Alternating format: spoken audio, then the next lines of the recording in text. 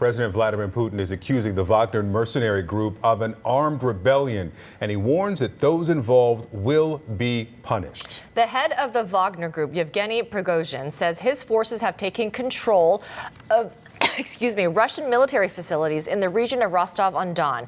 He threatens to move on to Moscow if Russia's top general and defense minister don't meet him.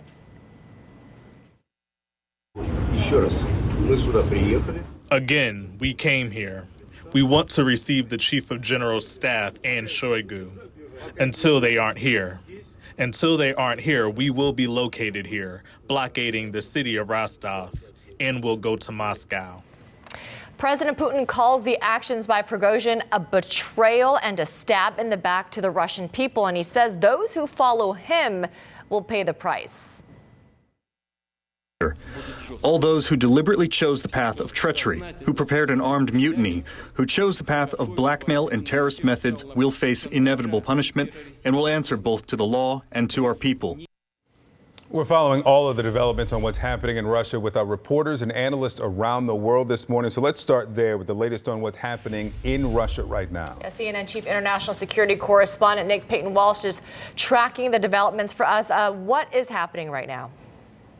We've never seen anything like this in Putin's Russia before. Quite unprecedented territory, a direct threat to his grip on power for 23 years. Now, at this stage, we are checking to see if the Wagner forces you heard about that are in Rostov, seen on the streets there, casually relaxed around key buildings. Remember, this is a military hub for the Russian war in Ukraine and forces across that southern region, to see if these forces are indeed trying to move, as they say they are, in the direction of Moscow. There are suggestions from some of their supporters that they may have got into the city of Voronezh, kind of halfway on the highway up towards Moscow. That is not confirmed and indeed denied by Kremlin-backed officials in that area. But at the same time, too, the governor of Voronezh has said that combat measures by the Russian military have indeed begun. That would be a suggestion that the Russian military are indeed taking on Wagner. Now, it's unclear the size of the Wagner force that has moved, but this all began on Friday with an extraordinary series of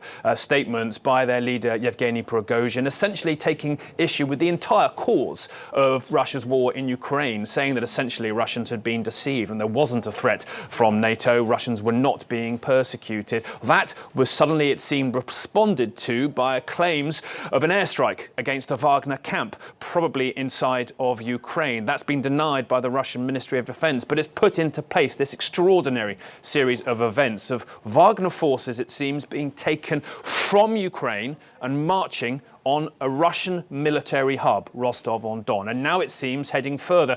And the important thing to note here is, while perhaps Yevgeny Prigozhin may have begun all of this as a bid to take on the top brass of Russia's military, the defense minister Sergei Shoigu and Gerasimov, the chief of staff, now running that operation, it's now clearly him against Vladimir Putin. He's been utterly clear in his most recent statement that he thinks the president is mistaken to suggest this is a betrayal, and Putin was very clear that those who are now behind this insurrection have chosen the path of blackmail and terrorist methods and will face inevitable punishment. A suggestion in that speech from Putin, if you want to lay your arms down, there might be some succor, but frankly, straight up here, he was saying, we're going to put this down. The question is, can he?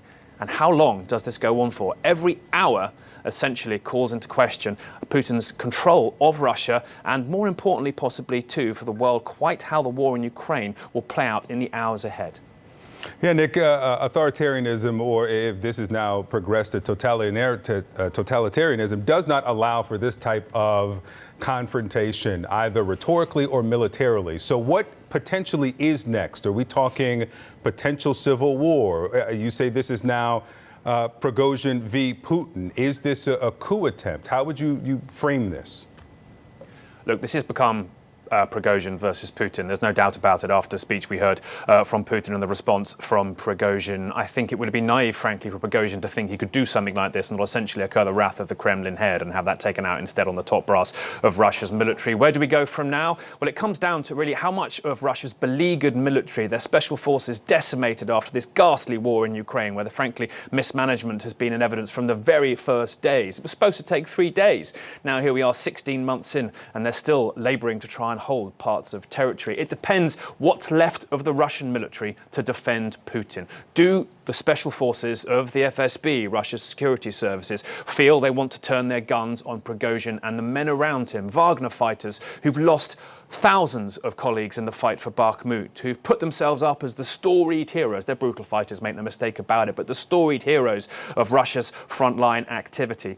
Are the Russian military willing to turn their guns upon them, or are we going to see Wagner, as it moves, amassing more strength from Russia's military as it heads towards Moscow? I can't believe, frankly, I'm even saying this. Unprecedented territory, and I think it goes to show when you get behind the curtain of exactly what's happening in Putin's Russia, about which we know so little.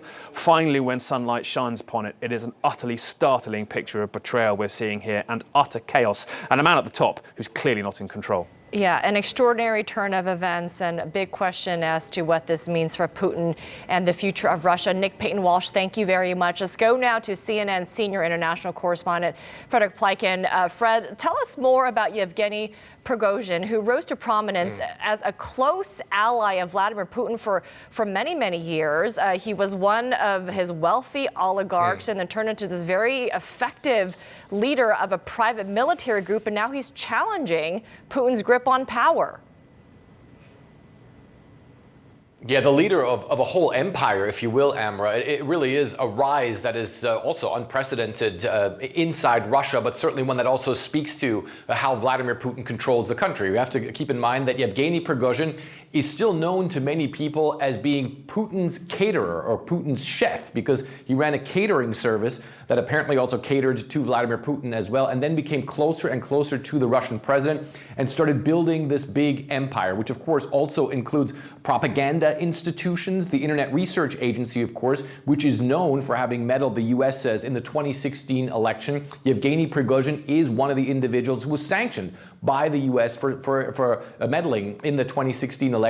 But he then built that empire, including the Wagner private military company. He is, of course, the head of the Wagner private military company. And it's one of those things where we've seen that company rise meteorically, really, over the past couple of years. I was in Syria in, I think, 2014 or 2015 when we first saw Wagner appear on the scene there. They were essentially doing base protection, some of the things that private military companies do, but then continuously got involved in the fight as well. He then branched out into the oil business for the oil fields that the Assad regime had taken back, essentially taking control of those, getting a cut of that as well, and then moved operations also into Africa and built an empire there, training African forces, for instance, with his private military company, but then also, of course, getting into the gold and diamond trade as well, running mines and the like. So he certainly became a force globally and someone whose global reach continued. And then if we look at Ukraine,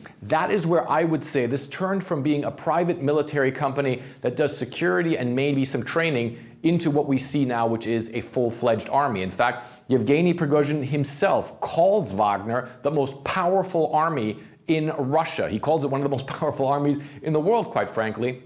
And a lot of what Nick was talking about before certainly was a catalyst for that, which is the Battle of Bakhmut, which was obviously extremely brutal, where he started using these tactics of taking prisoners from Russian prisons and then bringing them to the front lines to charge at Russian positions. I was in Bakhmut for when some of that was going on, and we had Ukrainians who were telling us that there were just dozens and dozens of Wagner mercenaries who kept charging their positions all the time, and it was very difficult for them to hold the line. However, he claims that he had success in Bakhmut, and he rubbed that in the face of the defense ministry, obviously claiming that he was better than the defense minister, and now we see that full-on feud out in the open.